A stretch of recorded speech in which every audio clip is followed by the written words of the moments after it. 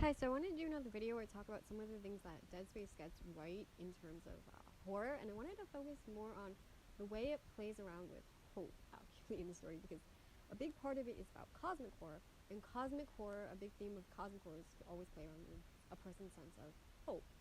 Because in a cosmic horror story, you can't really defeat the cosmic horror entity. It's going to win eventually, and so there's always this sense of hopelessness in cosmic horror. But obviously, spoilers for just the Deadspace series in general, so keep that in mind. Choice is not only through the very dark corridors that you have to go into, where oftentimes the game is played mostly by you being alone, but it's also by the marker itself. The marker kind of represents sort of like hope in a way, but because it's always the things that the people hope for the most, but it's always in some type of twisted version of hope. It's a hope that's unobtainable for you.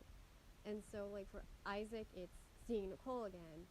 For the Church of Unitology, it represents their hope to see their loved ones, their hope for salvation from the world around them. The Earth government, it's a hope for this renewable energy source that will not only bring an end to the resource wars, but will also help them win them. But the problem is that it's always some type of hope that it gets kind of twisted in the series, and the series is always about a lot of us having to let go of that hope, because for Isaac in 2, in order to stop convergence, he has to actually let go of his hope to see Nicole, because every time he sees her, they have this conversation about the stages of grieving, and once he gets towards the end of 2, he has to get to acceptance, and then he has to actually fight Nicole as their little boss in order to stop convergence, because if he does what the marker wants, he would, I guess, see Nicole in death. And so that's why I think it does such a great job. It plays around with your sense of hope, Deadspace, because it takes hope and sort of uses it even as something to hurt the player, because it's that hope that keeps you trapped and keeps you going when you really shouldn't be going anymore.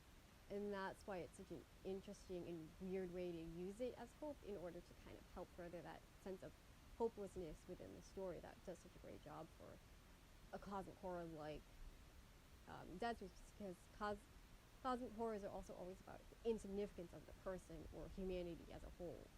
And it really shows that through the marker and the Brethren Moon, how kind of like insignificant and small humanity really is. And so that's kind of like my video.